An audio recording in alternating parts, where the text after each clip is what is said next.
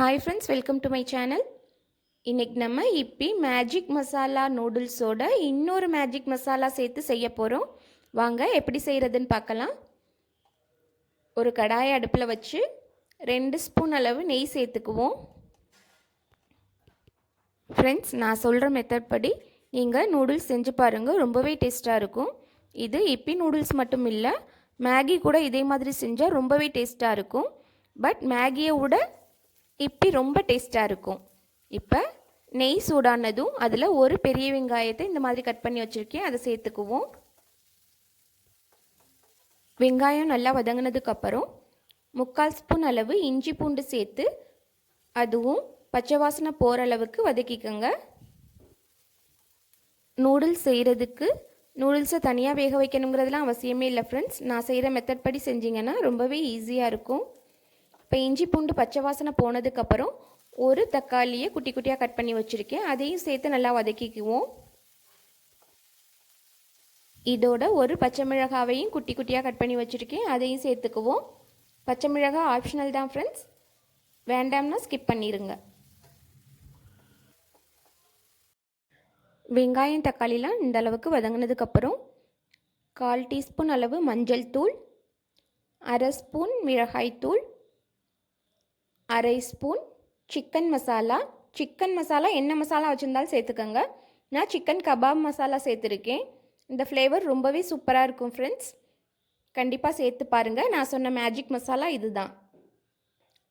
இதோட தேவையான அளவு உப்பு எல்லாத்தையும் சேர்த்து நல்லா மிக்ஸ் பண்ணி 1/2 கப் அளவு தண்ணி சேர்த்துக்கோங்க. 24 rupees இப்பி நூடுல்ஸ் பேக்கெட் ஒரு பேக்கெட் சேர்த்துருக்கேன், அதுக்கு இந்த தண்ணி கரெக்டாக இருக்கும்.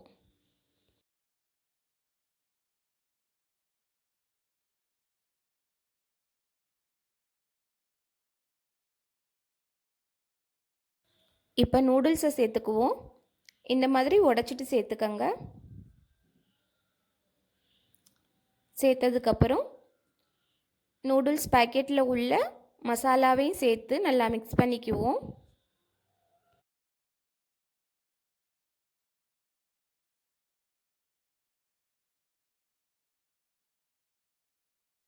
ரெஸ்டாரண்ட்ஸில் கிடைக்கிற சிக்கன் நூடுல்ஸை விட இந்த நூடுல்ஸ் ரொம்ப டேஸ்ட்டாக இருக்கும் ஃப்ரெண்ட்ஸ், கண்டிப்பாக ட்ரை பண்ணி பாருங்கள்.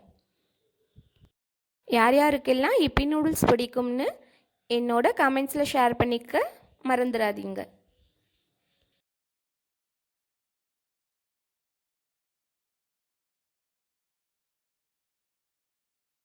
இந்த ஸ்டேஜில் உப்பு காரம்லாம் செக் பண்ணிக்கோங்க.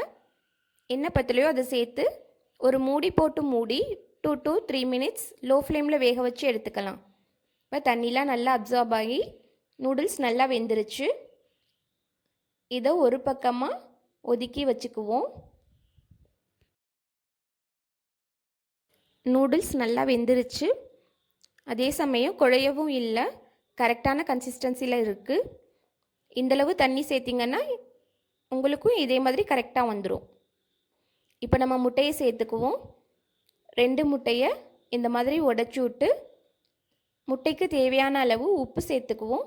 உப்பு சேர்த்து நல்லா மிக்ஸ் பண்ணி அதுக்கப்புறம் மேகியோடு சேர்த்து மிக்ஸ் பண்ணிடலாம்.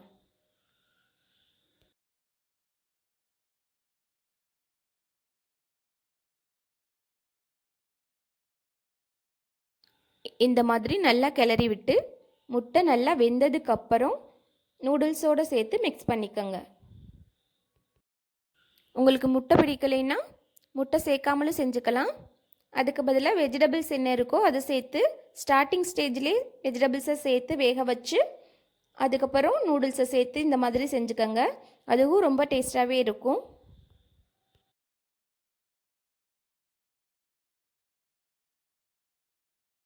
ஃபைனலாக கொத்தமல்லி தழை தூவி அடுப்பை ஆஃப் பண்ணிக்கோங்க ஃப்ரெண்ட்ஸ். இன்றைக்கி கொத்தமல்லி தழை நான் சேர்க்கலை. ரொம்பவே சூப்பரான ரெஸ்டாரண்ட்டை விட டேஸ்ட்டான இப்பி நூடுல்ஸ் நம்ம வீட்டிலே அழகாக குயிக்காக ரெடி பண்ணிட்டோம். இதுக்கு மேலே கொஞ்சமாக இந்த மாதிரி வெங்காயம் சேர்த்து சாஸ் வச்சு சாப்பிட்டு பாருங்கள், ரொம்பவே டேஸ்ட்டாக இருக்கும். கெச்சப் வெங்காயம்லாம் ஆப்ஷனல் தான், அது இல்லைனாலும் டேஸ்ட்டு ரொம்பவே சூப்பராக இருக்கும் ஃப்ரெண்ட்ஸ். கண்டிப்பாக ட்ரை பண்ணி பார்த்துட்டு டேஸ்ட் எப்படி இருந்துச்சுன்னு சொல்லுங்கள். நம்ம சேனலை சப்ஸ்கிரைப் பண்ணலைன்னா சப்ஸ்கிரைப் பண்ணி கூடவே பெல் பட்டனையும் கிளிக் பண்ணிக்கோங்க. தேங்க்யூ.